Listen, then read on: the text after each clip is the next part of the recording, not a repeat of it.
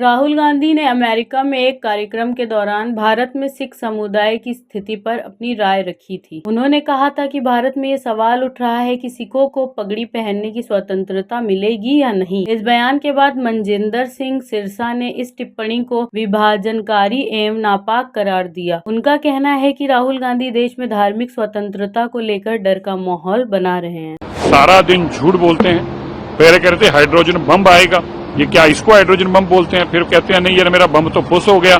ये केवल और केवल एक हारे हुए, एक नकारे हुए नेता की भाषा है।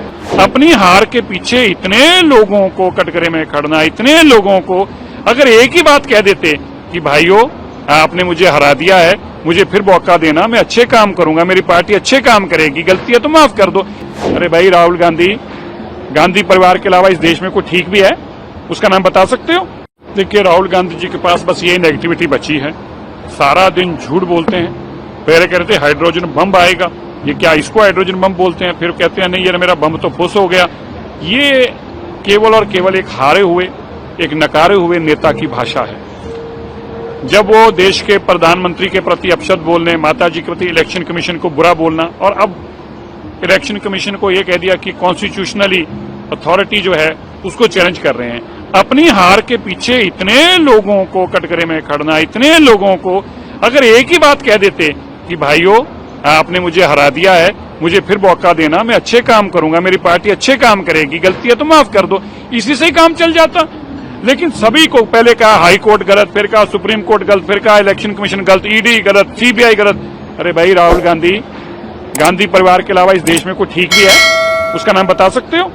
बताइए राहुल गांधी जी, आपने इलेक्शन कमीशन को कटघरे में खड़ा करा, आपने कोर्टों को कटघरे में खड़ा करा, आपने राष्ट्रपति जी को कटघरों में खड़ा करा, आपने उपराष्ट्रपति जी को कटघरों में खड़ा करा।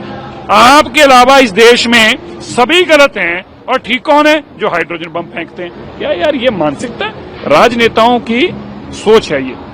ये किसी भी जिस आदमी के मन में भावना सेवा किया वो ऐसी भावनाओं से बातें नहीं करता। इससे बताता है कि अभी भी वो ओछी राजनीति नहीं यकीन करते। सर ज्ञानेश कुमार को टारगेट करके वो ये कह रहे हैं कि वो कर्नाटक सीआईडी को नहीं बता रहे कि ये कैसे हो रहा है। उनका कहना है कि केवल कांग्रेस के वोटों को ही डिलीट किया जा रहा है। अब तक कांग्रेस को किया गया तो कर्नाटक में सरकार कैसे बन गई?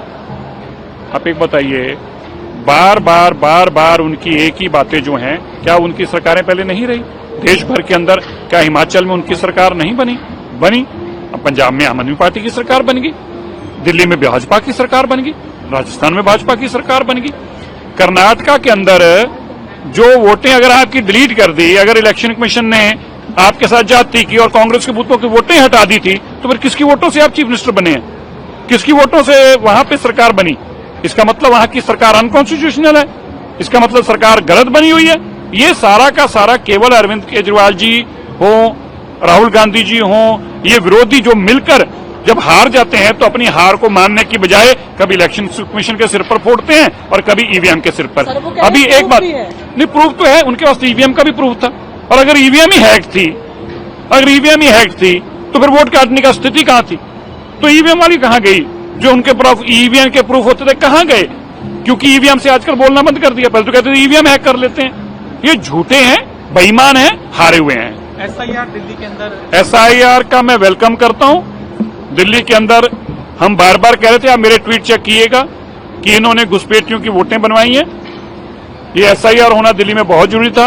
अब देखना हजारों की तादाद में जो घुसपैठी है, जिनके ऊपर आम आदमी पार्टी का विश्वास था, दिल्ली के लोग वोट नहीं डालेंगे क्योंकि बेईमान थे, लुटेरे थे। लेकिन घुसपैठियों को 10-10 हजार रुपया महीना देकर उनकी वोटें बनवाई, उनकी वोटों के सिर पर सरकार बनाना चाहते थे। अब एसआईआर में ये सारे तथ्य सामने